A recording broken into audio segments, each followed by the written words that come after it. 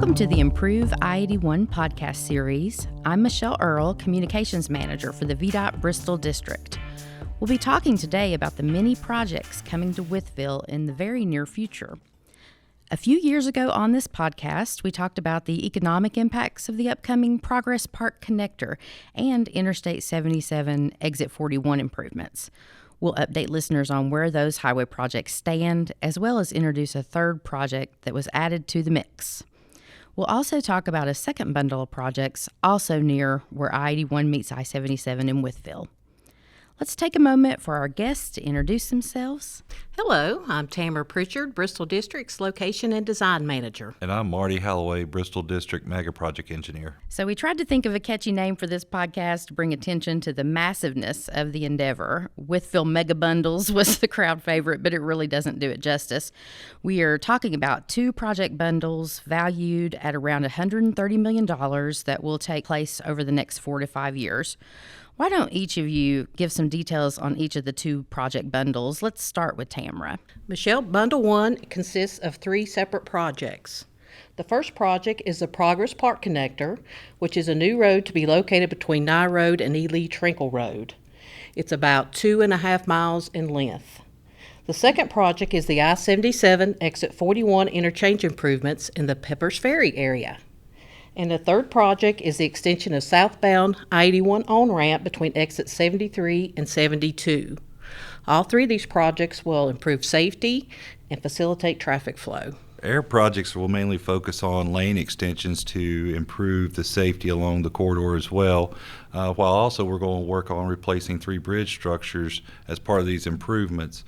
The projects will also provide the motorists an additional lane area to transition from I-81 onto I-77, which is the main focus of our safety pieces there.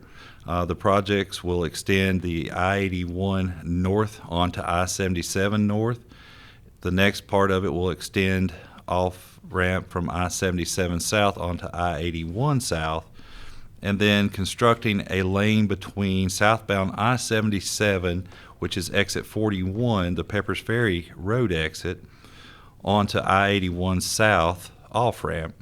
And then also we'll be replacing the I-81 bridges that I previously spoke about. The 2 bridges will be over the Peppers Ferry Road, and the other one will be over the I-77 north. And Marty, can you explain why the Improve81 program is funding some projects on Interstate 77? With our interchanges, we often have to improve outside of the interchange area to complete the construction that is needed for the I-81 main improvements, and therefore we are having to go down on I-77 and improve some of that area to make the tie-ins better for I-81. Sure, so some of the traffic impacts on Interstate 77 impact Interstate 81. Yes, and that will help improve the congestion and give some relief there. Tamara, can you give us a schedule update on the first bundle of projects, what's been accomplished and where things stand now? We were excited to get the design completed on the bundle so that we could advertise for bids in September of 2023. We scheduled the bid opening for November the 15th of 2023. We can start construction in late winter or early spring of 2024. And that contractor will take us through construction completion mid-December of 2027. So when the first bundle of projects begins, what can motorists anticipate? All lanes are anticipated to remain open through the summer. However, there may be intermittent shoulder closures that will require a reduction in speed to 60 miles per hour. Slowing down for sure. Slowing down, yes. A public hearing for the second bundle was held in summer of 2023, and that bundle was advertised as a design-build contract where VDOT will find a team that can finalize the project design as well as construct the project.